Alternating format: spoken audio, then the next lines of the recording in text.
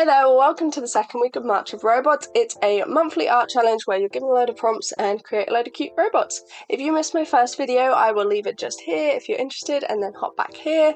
This second week has some really interesting prompts, so let's get started.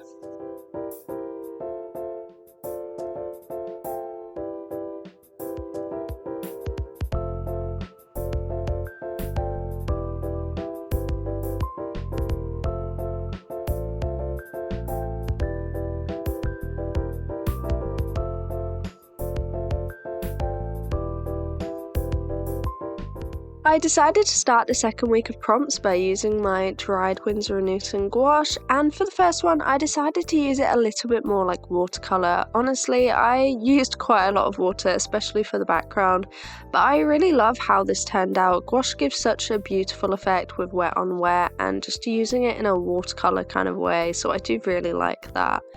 The first prompt is actually build, but honestly you would not believe how many times I called it dig, to the point that I convinced myself it was dig, but the prompt was build, and I decided to do a cute little mole in a hard hat.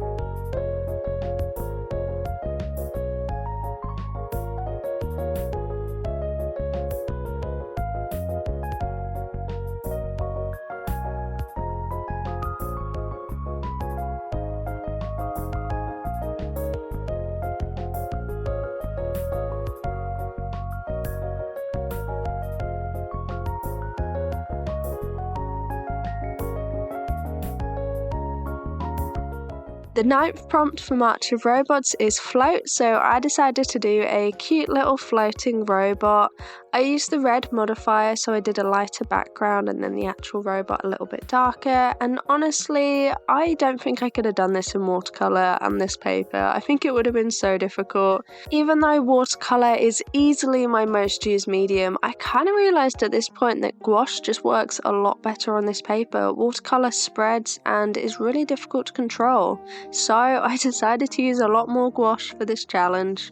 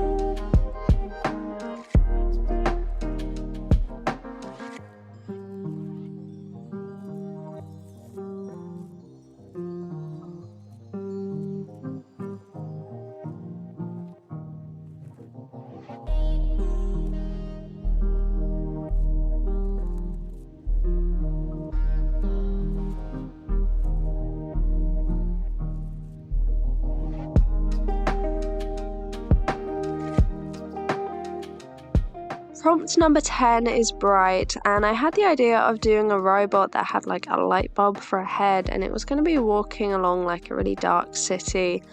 But although I originally planned to do this one in watercolour, I just couldn't quite figure out how it would work on this paper.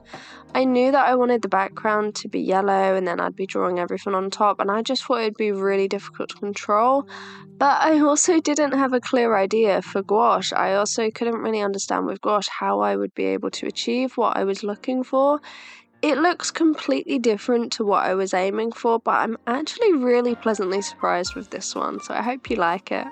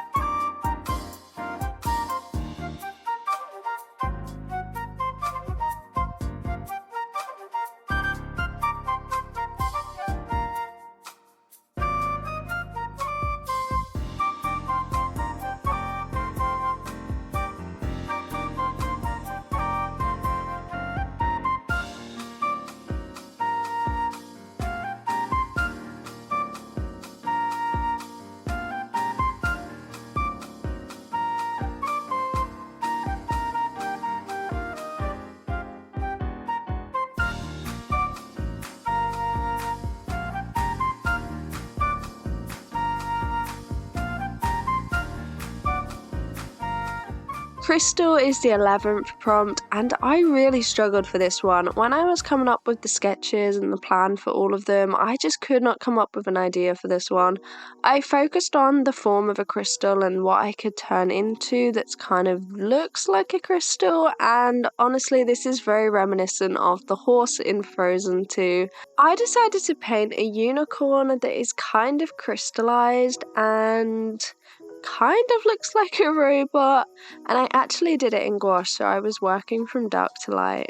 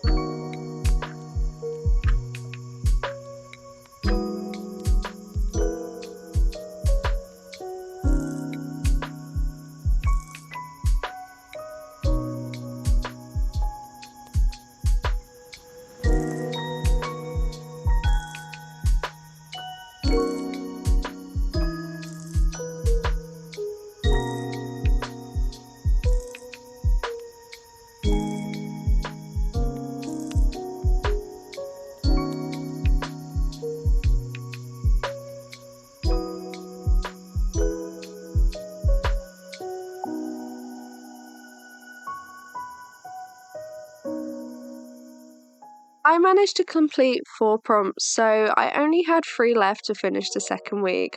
But honestly, I started this day with absolutely no plan. I wasn't sure whether I wanted to do watercolour or gouache. I knew I wanted to experiment and try different things. So for the 12th prompt, which is mission, I decided to do a spy using just black and white colour pencils really.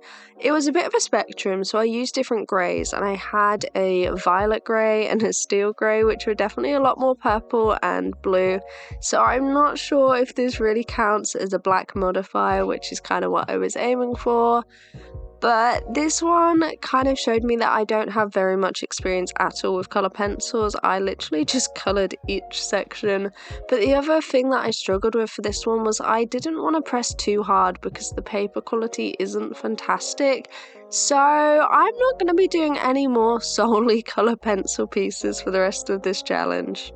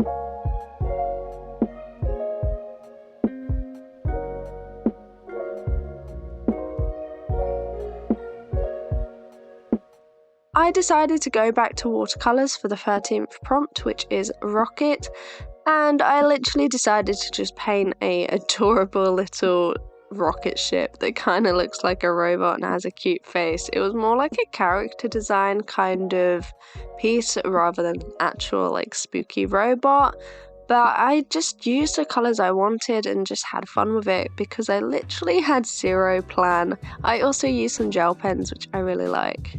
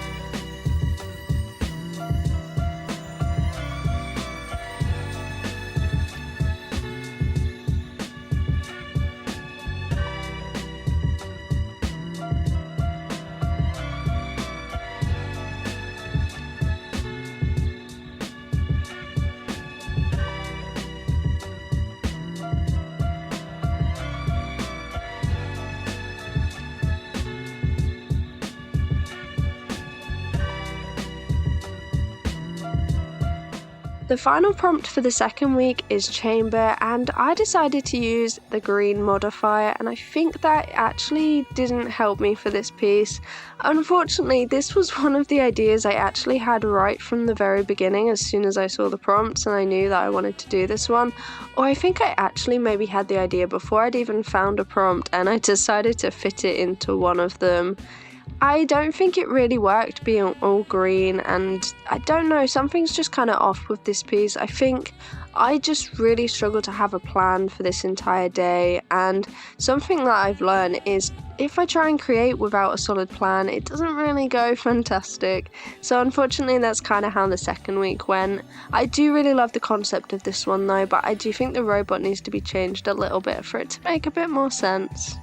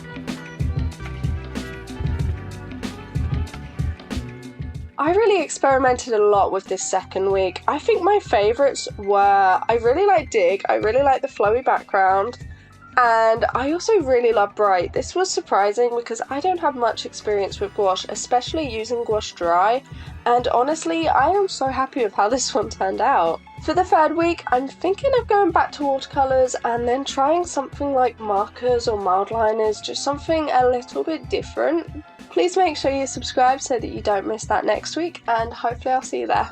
Bye bye!